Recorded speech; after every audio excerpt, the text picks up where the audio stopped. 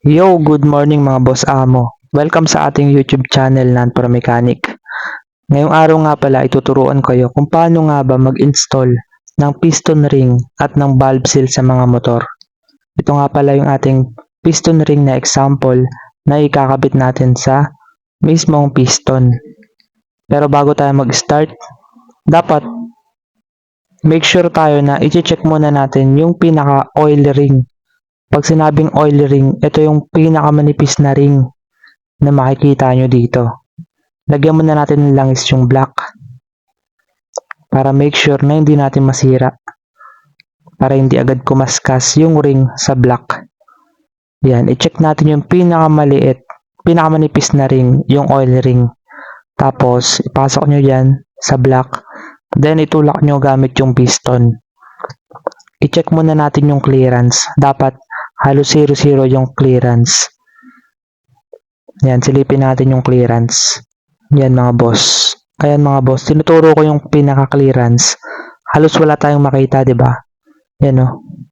0-0 talaga. So yan, pag ganyan yung clearance ng inyong ring, goods yan mga boss. Okay, alis na natin, then install na natin yung ring dito sa piston. Lagyan muna natin ng langis para dumidikit yung mga ring natin. So bago pala natin ipagpatuloy ito mga kaboss amo, huwag nyo kalimutan i-subscribe yung channel natin at i-follow yung ating Facebook. Thank you mga boss amo. So una natin i-install ang pinaka-expander kung tawagin nila. Ito yung nasa gitna ng dalawang oil ring. Yan. Install nyo lang ng maayos yung expander. Tapos yung pinakagatla niya, doon nyo itatapat sa in. So, ito yung intake. Huwag kayong magkakamali mga boss. So, after natin ma-install yung expander, yan, nasa in yung kanyang gatla. Then, ito naman, sa taas at bandang kaliwa, doon naman natin ilalagay yung gap ng oil ring. Dalawa yung oil ring natin. Ito yung sa ilalim. Sundan nyo lang yung pattern ng mga gatla ng ring para hindi agad umusok or hindi mag-usok yung motor natin kahit kakapalit lang ng piston ring at valve seal. Ganon kasi yung madalas na nagiging issue. Yan, sundin nyo lang yung pattern. Okay, goods na. Nasa taas bandang kaliwa. Then, ito naman yung isang ring, isang oil ring naman ay sa kanan naman. Sa taas, bandang kanan naman, doon nyo naman ilalagay yung gatla or yung pinaka space ng ating ring. Yan. Tapos, dahan-dahan lang din tayo sa pag-install para hindi natin masira yung ring. Okay, after natin ma-install yung mga oil ring natin, isunod naman natin itong second at first ring. Ito, meron siyang palatandaan. 2 tsaka 1. So, yung 2 yung nasa gitna, second ring. Yung 1 yung first ring. Tapos, palatandaan pa dyan, kulay black minsan yung second ring. Kung hindi nyo kabisado rin, mas okay kung magtanong muna kayo sa mas marunong bago nyo siya ikabit. So, dito naman natin ilalagay yung pinakagatla or space ng ating ring sa baba. Bandang kaliwa naman. Diyan yung ilalagay yung pinaka dulo or pinaka space ng ring natin. Hindi kasi pwedeng magkapantay-pantay yung mga space ng ring. Yan, diyan natin siya ilalagay. Yan, yung gatla ng ring natin. Second ring. Then, syempre, sunod na natin tong first ring. Tapos, yung may nakasulat, yun yung nasa ibabaw. Dito naman natin ilalagay yung space ng ring sa may baba, bandang kanan naman. Yan.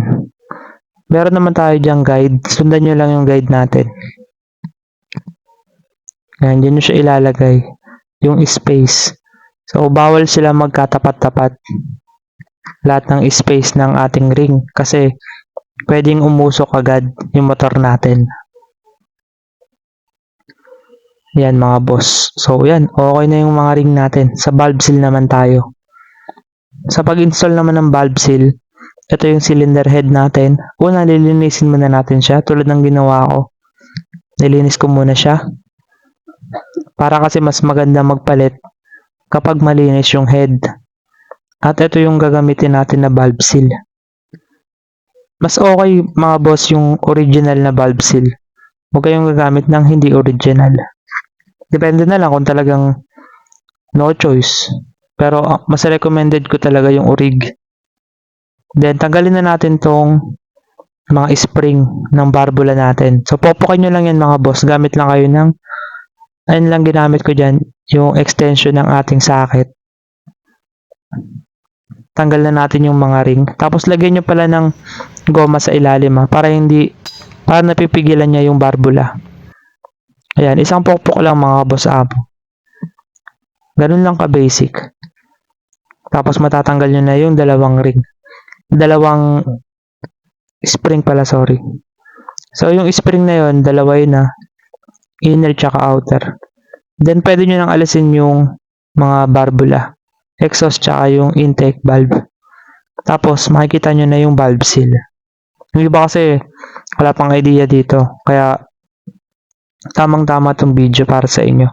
Gamit lang kayo ng plies para maalis nyo yung valve seal. Yan. Kahit masira yan mga boss amo kasi papalitan naman natin ng bago. Yan. Okay, plies lang ang gagamitin nyo. Tapos yung kabila naman, alisin natin yung lumang valve seal. Okay? Ganun lang ka-basic. 'Di ba? Mas okay pa rin yung may idea tayo. Para hindi tayo maloko. So, kunin natin tong ipapalit natin na valve seal. Ito kasama kasi ito sa binigay ng customer. Yan.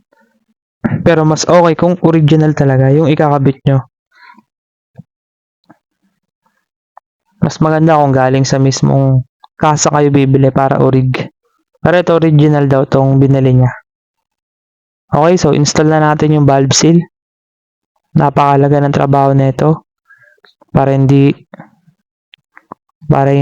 lumusot yung mga langis at hindi sunugin ng ating combustion. So, ganyan lang pala yung simple yung pagkabit. Yan, kamay lang yung gagamitin. Daliri lang yung gagamitin. Okay, ganun lang. Na-install na natin agad yung bagong valve seal natin. Ganun lang ka-basic. Yan, shoutout pala sa inyo lahat mga kaboss amo sa lahat ng nakasupport sa ating YouTube channel. Pati sa Facebook. Yan mga kaboss amo. Nilinis ko rin pala tong kanyang barbula. Mas okay din sana kung sakali magpapalit kayo ng valve seal. Magpalit na rin kayo ng barbula. Para balik sa dating hatak. Kasi napakahalaga ng barbula para sa compression ng motor. Yan, ganyan lang mga boss. Lalangisan nyo pala yung barbula ng konti para hindi masira yung valve seal. Kasi pag pinasok nyo siya na dry, pwedeng masira yung goma. Yan, langisan nyo lang ng konti. Tapos, ilagay nyo na yung mga barbula. Yung intake, mas malaki yung valve ng intake kaysa sa exhaust. Yan, so naikabit na natin yung mga valve. Ilagay na natin yung spring. Ito, tandaan nyo pala yung space ng nasa ilalim is maliit lang yung space kumpara sa ibabaw. Yung spring niya. Baka kasi magkabaligtad kayo ng kabit. Tingnan nyo muna maigi yung spring bago nyo siya ilapag para hindi kayo magkamali. Tapos ilagay na natin itong mga lock. Yan. Then, after natin ilagay yung mga lock, gamit tayo nito, yung valve installer na yan. Nakakabili niyan sa labas sa mga bangketa. Sabihin nyo lang yung valve installer. Kasama yan, may kasamang valve remover. Tapos, persahin nyo lang ng persang konti. Then, lulubog yan. Tapos, popokin nyo lang nito para malaman nyo kung mali yung pagkakabit nyo. Kasi pag pinokpok nyo yan, pag mali, mababaklas yan yung lock. Pero pag hindi na baklas, ibig sabihin, good yung pag-install. So, kabila naman tayo. Kabit nyo lang ulit yung mga spring. Then, kabit natin yung lock.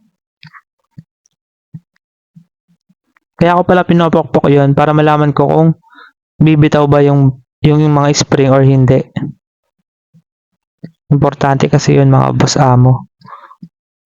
Okay, huwag nyo itatanggalin yung yung goma sa ilalim. Nung binili ko yung valve installer at valve remover, kasama yung goma. Yun yung hanapin nyo mga boss amo, yung isang set. Ayan, so i-check ulit yung space ng spring. Dapat yung maliliit yung space, din yung nasa ilalim. Yung malalaki yung space sa ibabaw. Tapos, persa lang ng konti, ilubog natin.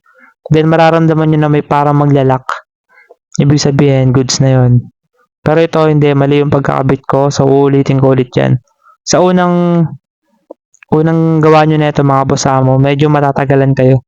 Pero ako kasi medyo sanay na, kaya medyo madali na sa akin yan. Pero pag first time, ako magsabi sa inyo, mahirap yan ikabit. Huwag nyo lang kakalimutan yung goma sa ilalim.